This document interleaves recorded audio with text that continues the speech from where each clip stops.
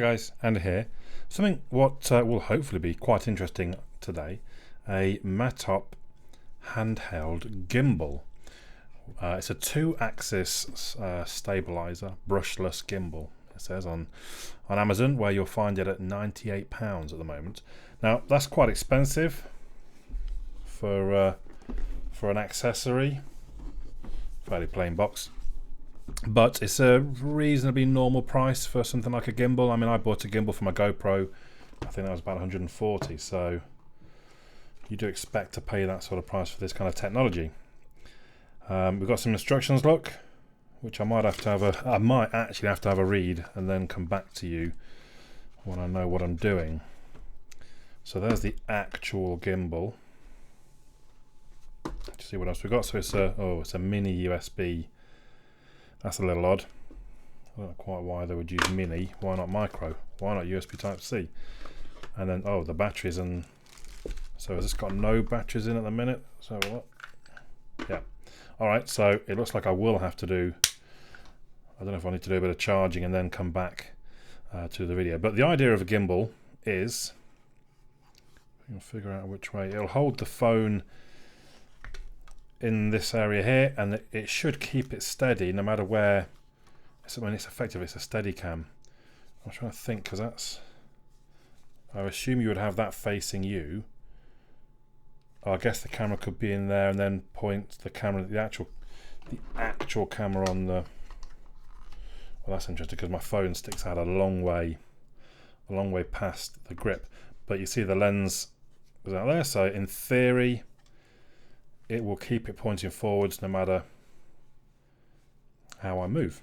So, like I say, I'll probably have to charge the batteries, and then we'll come back and we'll give it a whirl, basically. The battery's charged for a good few hours, and I was then good to go. You do have to adjust it. Now, in theory, I think you're supposed to be able to loosen and tighten that screw there, but I couldn't. But I was able to. You can basically slide the phone kind of further out or further in. That helps it all balance up. So you have to get it balanced at its level, and then we go ahead and turn it on.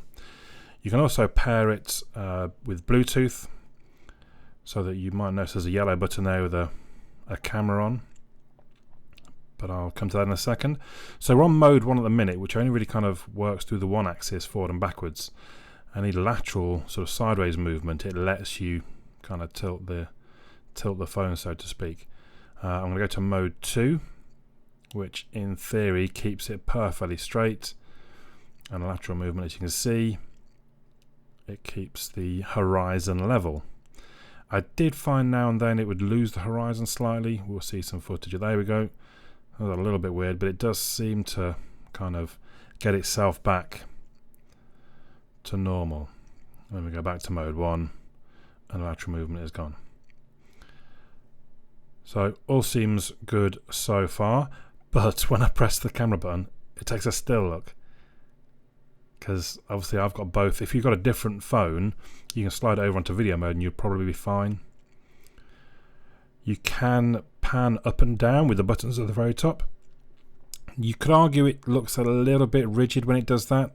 You almost want a bit of smoothing rather than the solid, sudden stop at the top or at the bottom. In use, that looks pretty good. It looks pretty steady. I mean, it's definitely easy enough to use. You literally put your phone in and kind of start recording, and off you go, basically. So seems pretty good.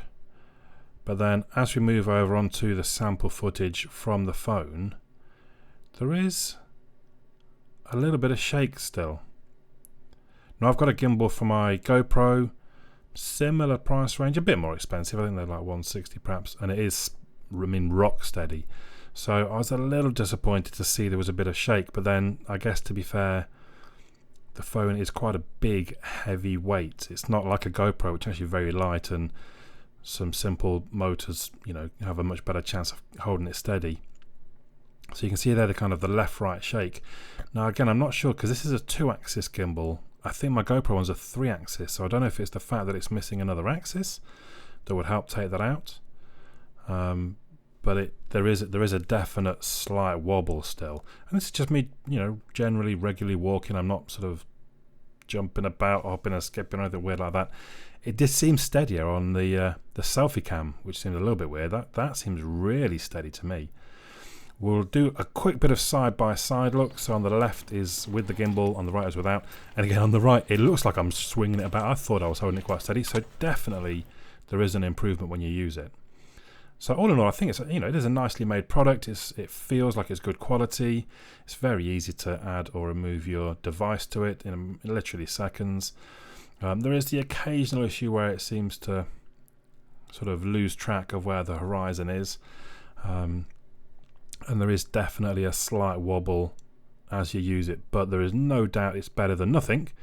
And if you are into using your phone for making films, a bit like me, then this could be worth adding to your arsenal. I'd be interested to know your thoughts. Let me know in the comments down below. £98 on Amazon. I'll leave a link in the description. For now, my name's Andy. I'll catch you all again soon.